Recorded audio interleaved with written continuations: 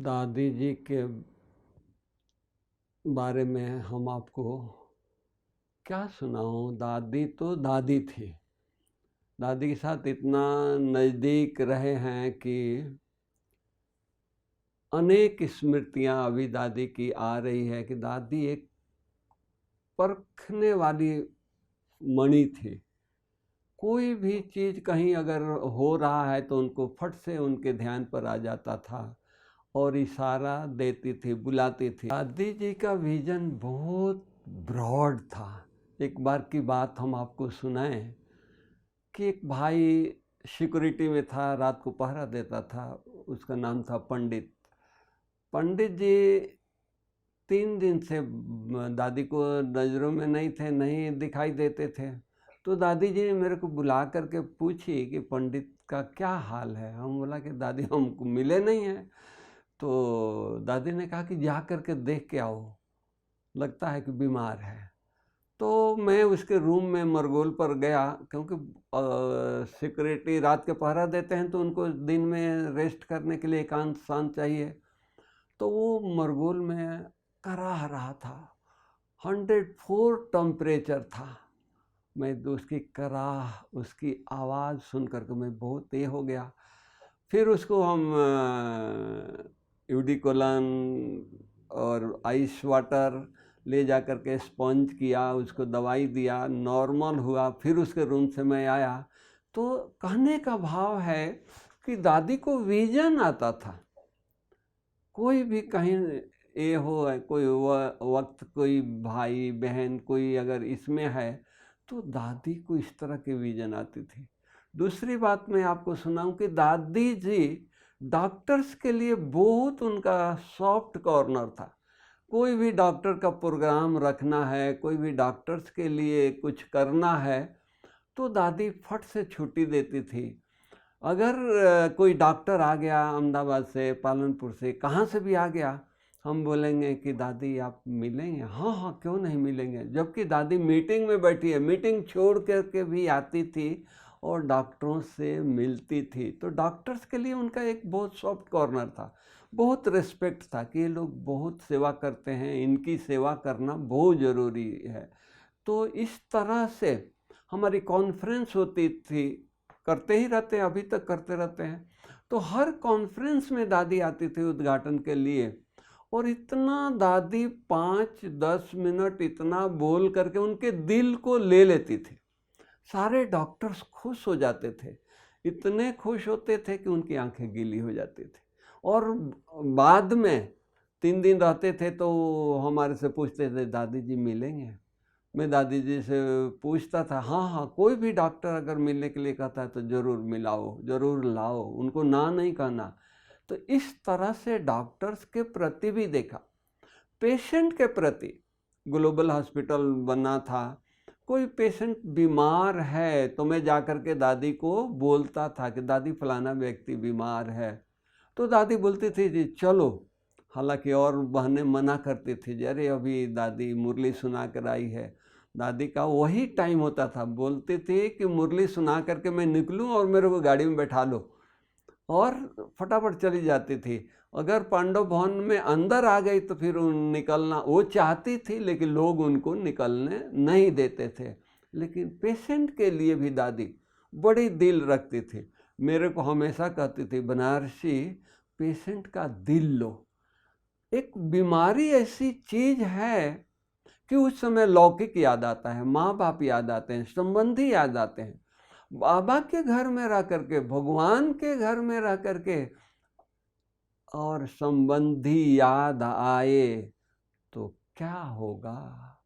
इसलिए नहीं, उनको इतनी सेवा करो, जो कुछ चाहिए, जो चाहिए वो दो, ताकि उनको लौकिक याद न आए। मैंने दादी इतना ब्रॉड माइंड थी। उसी तरह सन्यासियों के लिए लीजिए, दादी ने सन्यासियों की सेवा का जवाबदारी हमारे ऊपर रखा था। तो जब तक दादी जी थे तब तक सन्यासियों की सेवा हम करते रहे। फिर नीचे आ गए तो अभी भी सेवाएं हमारे पास है, लेकिन औरों से कराते हैं। एक बार की बात है, एक सन्यासी गुफा में बहुत बीमार था। वो मेरे को याद कर रहा था, और मेरे को तो इतना टचिंग नहीं होती थी कि मैं जाऊं। दादी ऐसे ही हम जा रहे थे तो दादी मेरे को बुला करके पूछी, ये सारे सन्यासी सब ठीक हैं? तो मैं ऐसे ही बोल दिया कि दादी एक सन्यासी दिखाई नहीं देता, बाकी हम नकीले चक्कर लगाने जाते हैं तो सबसे हेलो हाय हो जाती है, एक नहीं दिखाई देता है। तो दादी बोली कि देख क्या उसके गुफा में जाओ। मैं देखा तो बीमार था और कई दिन से वो याद कर रहा था। मैं आकर के दादी को बताया, दादी ने बोला कि अभी अभी उसको दूध, ब्रेड, बिस्कुट, दवाई ले करके जाओ, दे करके आओ। कोई भी, ये बेचारे, इनको कौन पूछने वाला है, कौन देने वाला है?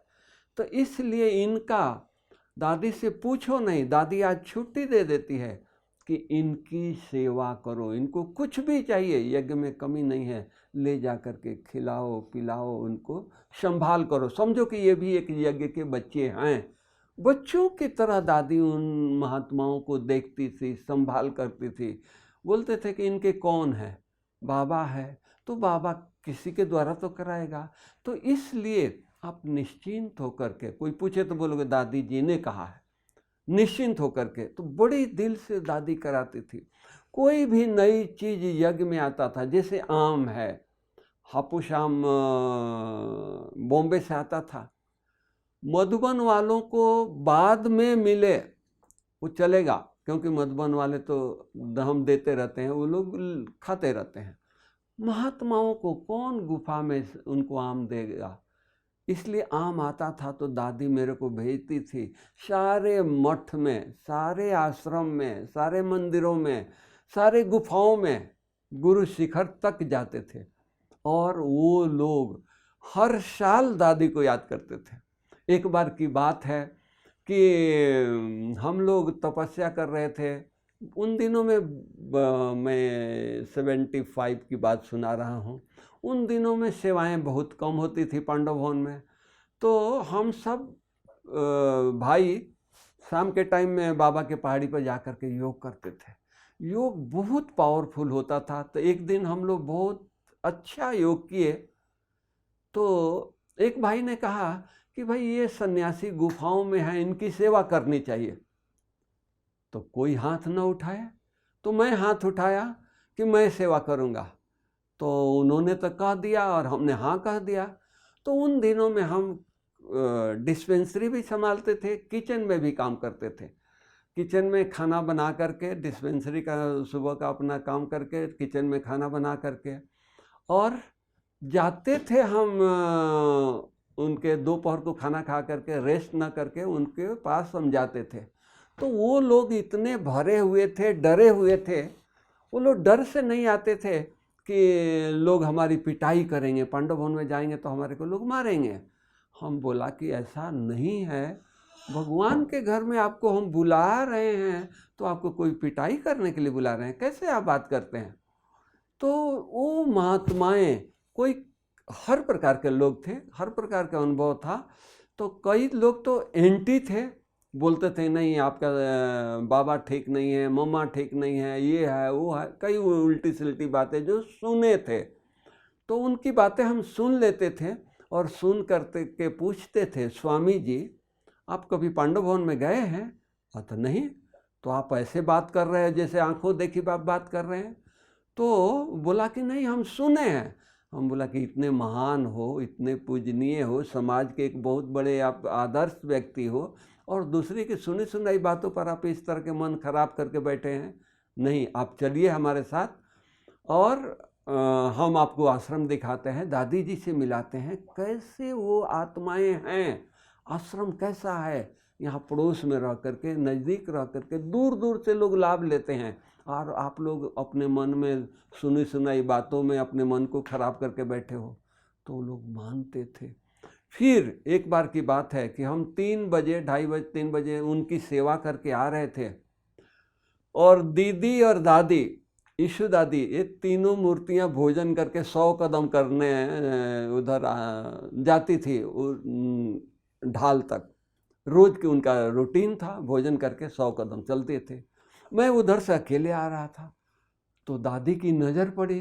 दादी बोली कि तुम अभी कहाँ से आ रहा है? तो हमने कहा कि दादी ऐसे ऐसे है, हम लोग एक दिन योग कर रहे थे तो सब ने कहा कि ये सन्यासियों की सेवा होनी चाहिए, लेकिन कोई हाथ नहीं उठाया, तो हमने हाथ उठाया। तो तब से हम जा रहे हैं। कितना दिन हो गया? 8 दिन।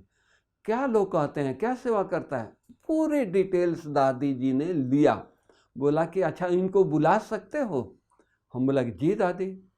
तो दादी ने कहा, और हम उनको निमंत्रण दादी जी के तरफ से दिया। उन्होंने, दादी जी ने अपनी सारी गाड़ियां दिया। गुरु शिखर तक हमने ये किया, 150 महात्माओं को बुलाया। 150 महात्माएं, उनका भोजन दादी जी ने रखा मेडिटेशन हॉल में, बरांडे में गर्म पानी, ठंडा पानी का ये रखा और टॉवेल रखा। बहुत मने दिल से दादी ने उनको आह्वान किया और अच्छी तरह से ब्रह्मा भोजन कराया। फिर दादी को संतों का बड़े हैं तो उन सब बातें जानती हैं, तो उन्होंने कहा कि भाई ये संत लोग हैं, इनको दक्षिणा जरूर देना पड़ेगा। तो दादी जी ने तो सौगात दिया बड़ी दिल से, वो खुश हो गए, लेकिन कैश अभी यज्ञ से तो दे नहीं सकते थे। तो उन दिनों में एक भाई आया था, उस भाई को दादी ने इशारा किया, वो अपने पास से सबको दक्षिणा कैश दिया। तो वो सब इतने खुश हो गए, इतने खुश हो गए कि हम सुना क्या था और पाया क्या है, और इनकी दादी कैसी है, कितना पावरफुल है। तो दादी को विजन आता था। दादी के मन में कोई स्वार्थ नहीं था। मैंने ये देखा। एक बार की बात हम आपको सुनाएं कि एक महात्मा गौमुख, उसको बोलते थे त्रिवेणी दास फलहारी, वो फल ही खाता था, अन्न नहीं खाता था। 105-110 वर्ष के होकर के शरीर छोड़ा। तो उसने मेरे को फ़ोन करके बुलाया, गौमुख में गया।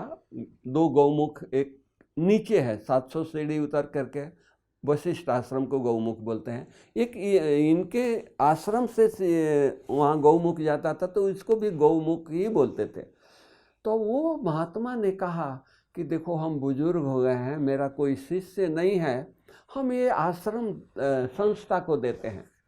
तो हम 3-4 भाइयों के नाम से विल कर दिया, ऑफिशियली विल कर दिया, आबू रोड में आकर के विल लिखा दिया और जाकर के दादी को दिया। दादी बोली कि अरे महात्माओं को सेवा किया जाता है, महात्माओं को धन थोड़े लेते हैं। नहीं, ये मेरा असूल नहीं है, हम उनका धन नहीं लेंगे। अभी कभी जाकर के ये पेपर लौटाओ। 180 एकड़ जमीन, आप सोच सकते हैं, आज वो हमने विल किया हुआ पेपर लिया होता, गौमुख में मुख पर 180 एकड़ जमीन माने रखता है। दादी जी ने जरा भी उनके मन में ये नहीं आया कि अरे 180, पांडव भवन तो 20 एकड़ 15 एकड़ में है, 180 एकड़ मिल रहा है, हम दूसरा पांडव भवन वहाँ चल करके बनाएं। नहीं, महात्माओं को सेवा की जाती है, उनका धन नहीं लिया जाता है।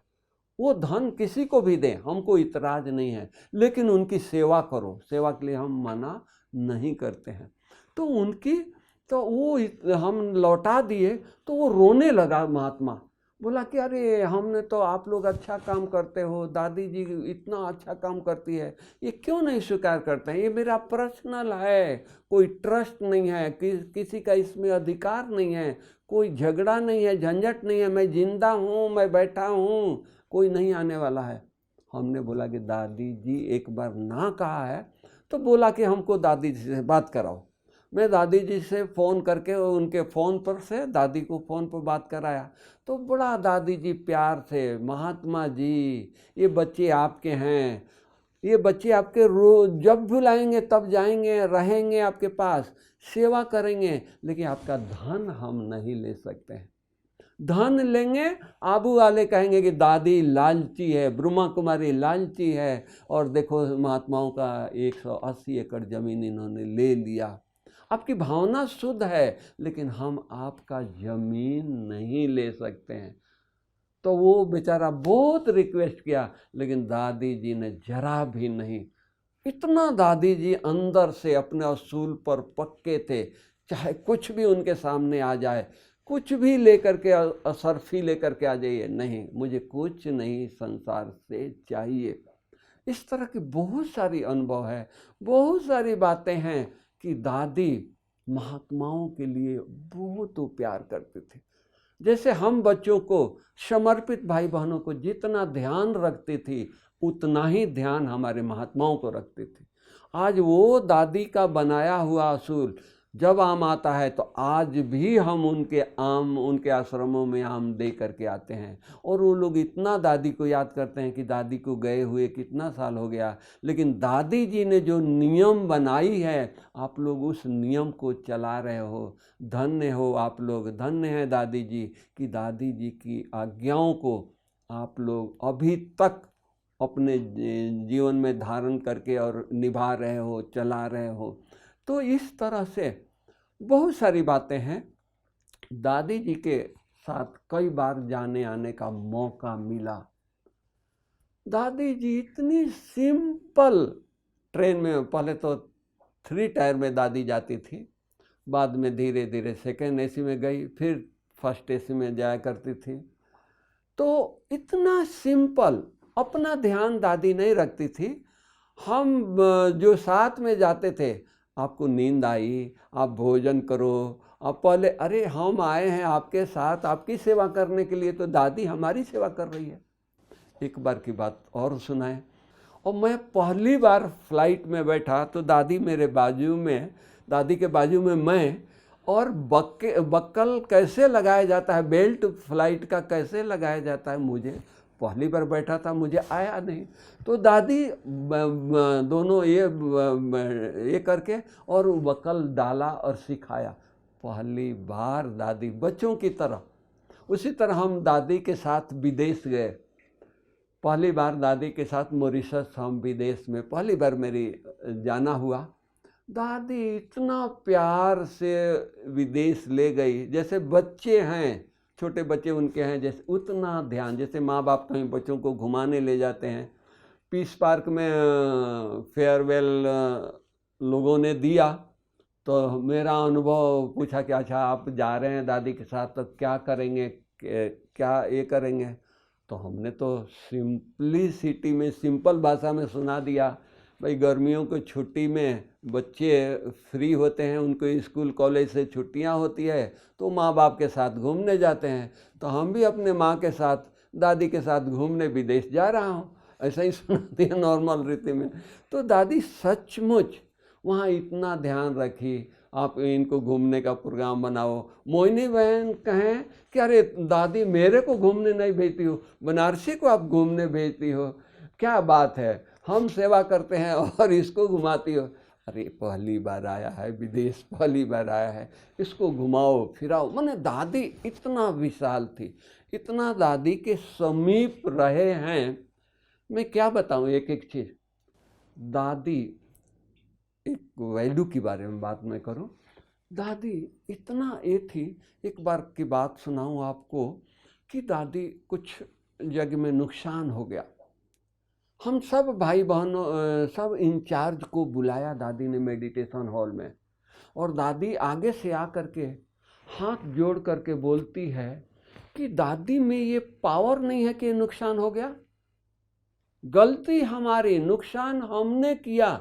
और दादी लाल लाइट जल रही है, योग चल रहा है, आगे से आकर के झुक करके दादी माफ़ी मांगती है। दूसरों को की भूल अपनी भूल समझती थी, दूसरों की कमी दादी अपनी कमी समझती थी। ऐसा महान तो हमने कभी नहीं देखा, किसी को भी नहीं देखा। हम गलती करें और गलती वो अपना माने।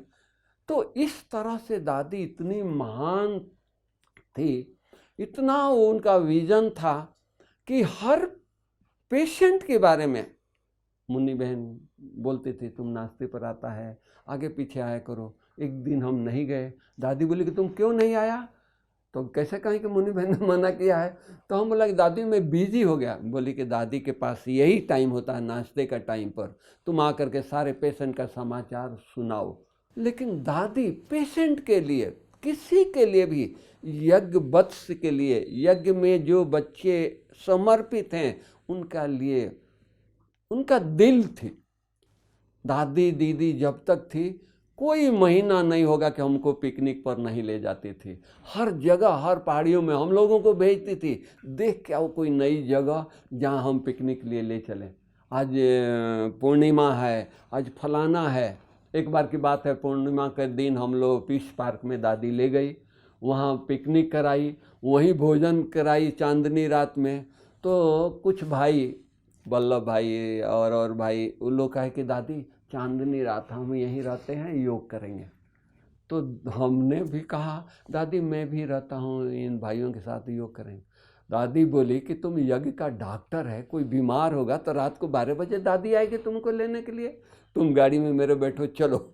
मतलब कि यज्ञ का ध्यान भी इतना ही दादी रखती थी। हम लोग बच्चे थे, वो भावना में संग में आके के बह जाते थे, भाई लोग रुक रहे हैं तो हम भी रुक जाए, अपनी जवाबदारी नहीं समझते थे।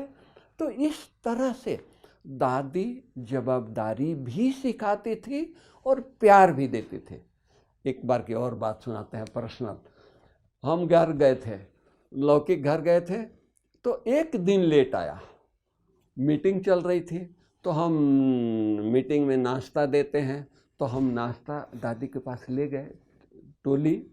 तो दादी मेरे को देख कर के मुस्कुराती है और बोलती है कि मेहमान बन कर आए हो, धीरे से, कि वो बाजू वाले सुने नहीं। मैं बोला कि मैं तो हैरान हो गया। वो दिन और आज के दिन कभी भी गया तो एक दिन लेट नहीं आया। अगर लेट हो गया कोई पेशेंट के कारण, किसी कारण से, तो बड़ों को फ़ोन करके बताए कि मेरे को इतना दिन लेट हो रहा है। शिक्षा भी देती थी, लेकिन प्यार से इतनी शिक्षा देती थी कि वो शिक्षा नहीं लगता था। कभी उन्होंने डांटा नहीं, कभी उन्होंने ये नहीं किया ना, बातें ज़रूर सुनाती थी, डिसिप्लिन में रखती थी, मैनर सिखाती थी, लेकिन रोब से नहीं।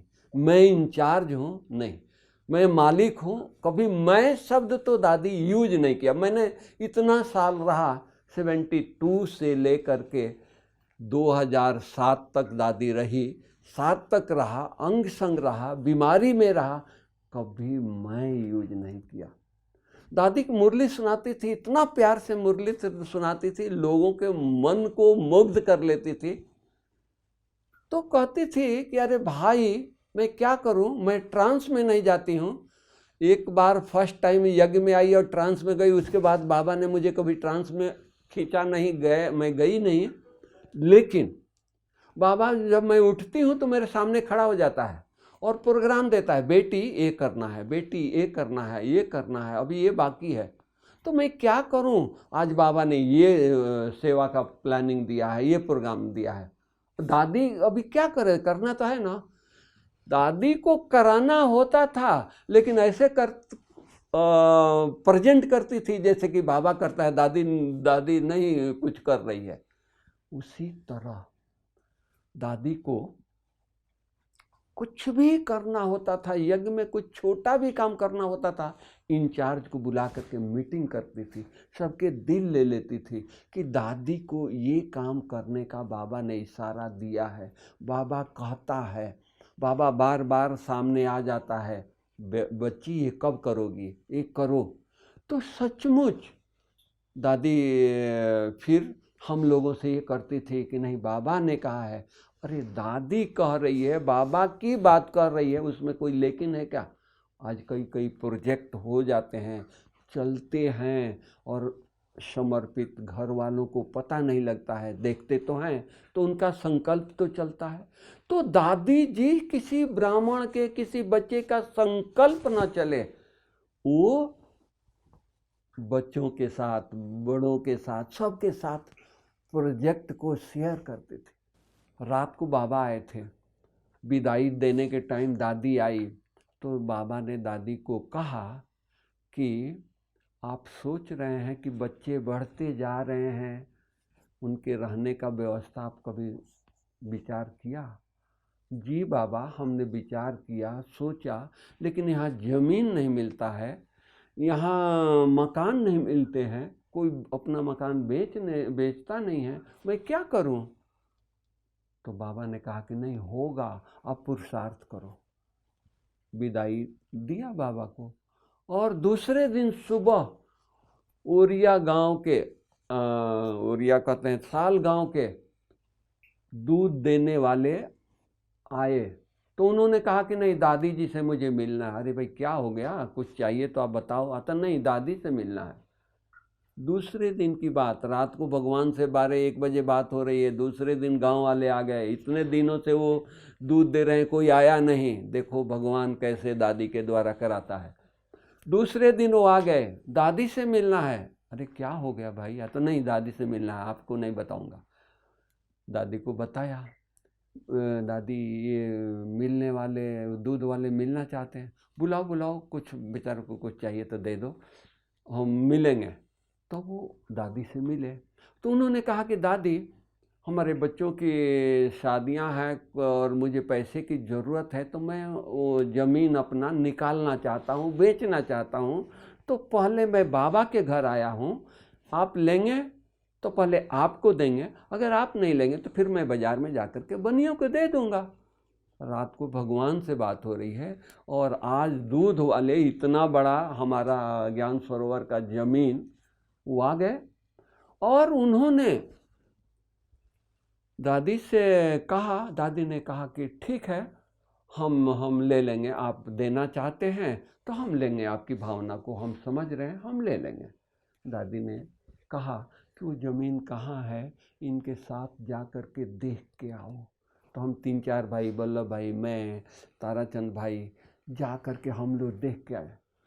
वो ज़मीन तक पहुंचने के कोई रास्ता नहीं था। वहाँ तक हम डामर रोड तक वहाँ हम गए, वहाँ तक। उसके बाद पगडंडी थी, तो हम लोग पैदल गए उस दूध वाले के साथ। उसने सारा ज़मीन दिखाया, खंडहर था, जंगल था, कंटीली झाड़ियाँ थी।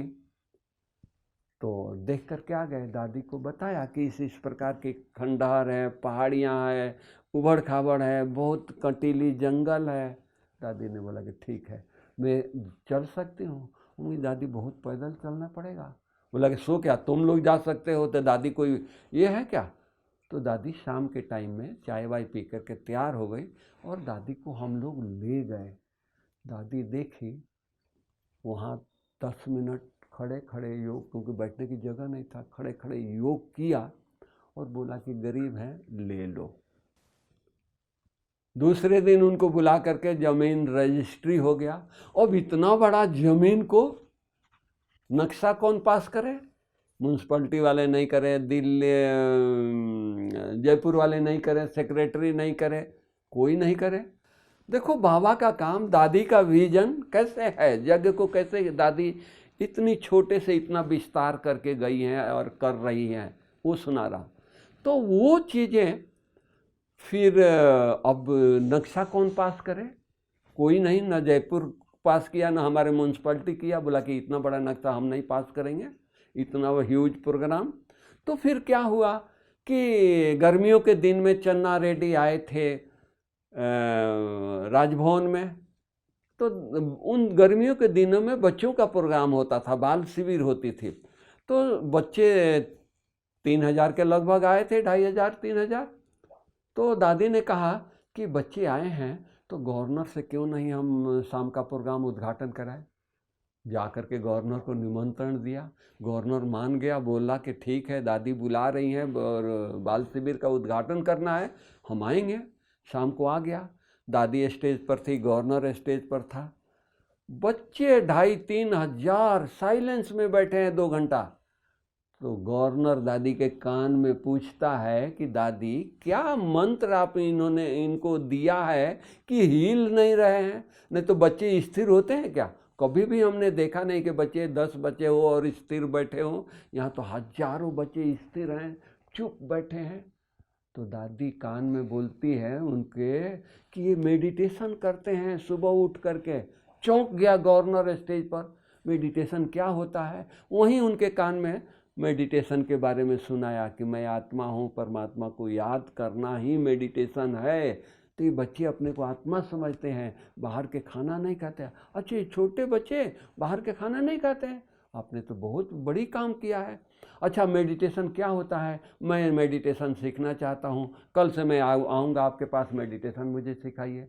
तो दादी ने हाथ जोड़ा, भाई आप गवर्नर हैं, रोज़ आएंगे तो बाज़ार में ये हो जाएगा कि गवर्नर रोज़ ब्रह्मा कुमारी में जाता है, क्या हो गया, तो इसलिए हम 2 बहनों को भेजेंगे। तो दादी कितनी दूरंदेशी, दादी गवर्नर हाउस में 2 बहनों को भेजा, 7 दिन तक कोर्स कराते रहे।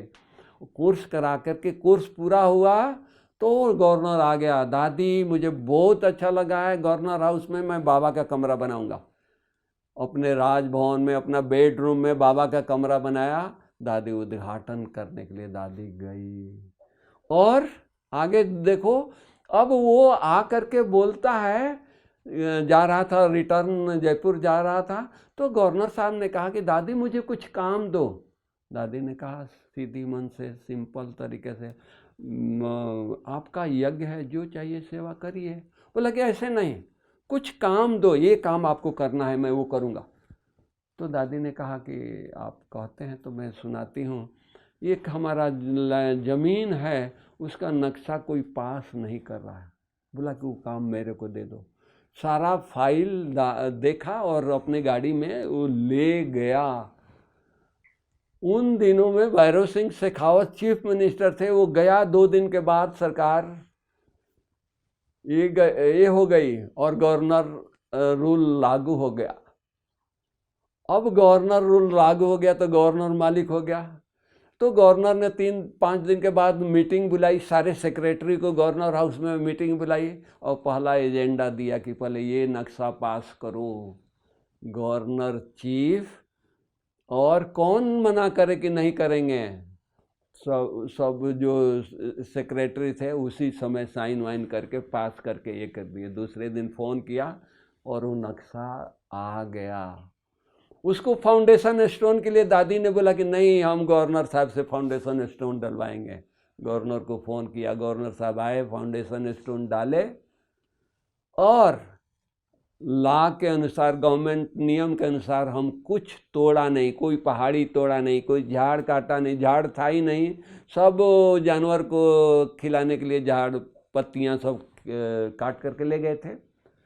जैसे था वैसे नक्शा के अनुसार 1-1.5 साल में इतना बड़ा ज्ञान सरोवर, दादी जी रोज खड़ी हो करके और तपस्या करके, सब में उमंग उत्साह भर करके 1-1.5 साल में ज्ञान सरोवर बना दिया। उद्घाटन के लिए फिर से गवर्नर को बुलाया। गवर्नर साहब ने ये सब कुछ किया तो उन्हीं से उद्घाटन कराएंगे। गवर्नर देख करके हैरान हो गया, दादी आप दादी हो, एंजिल हो, भगवान हो, क्या हो? तो दादी दादी ही है। इतना सिंपल सिटी से दादी बात किया। कराने वाला बाबा है, वो कराया। कैसे कराया? बाबा निराकार है, वो कैसे आके कराया? विजन दिया, हमने प्रैक्टिकल किया। बाबा ने कहा 1-1 रुपया सब बच्चों को रोज रोज ये करो। सारे 5 लाख बच्चे हैं, 5 लाख रुपया रोज आता है भंडारी में। वो भंडारी यहाँ आ जाती है, उससे सेवा हुई है। 1000 बीके इंजीनियर दिन रात खड़े होकर के सारा काम किए हैं। लेबर को पैसा दिए हैं, मटेरियल को पैसा से आया है, बाकी सब काम बाबा के बच्चे किए हैं। गवर्नर हैरान हो गया, ये दादी ही है जो काम करा सकती है। तो उसी तरह हॉस्पिटल का, उसी तरह शांति वन का, दादी में वो ये था, एक शक्ति थी, एक पावर था, लोगों में उमंग भर देती थी। जहाँ जाती थी लोगों में उमंग भर देती थी। वो दादी दादी थी। ये है दादी।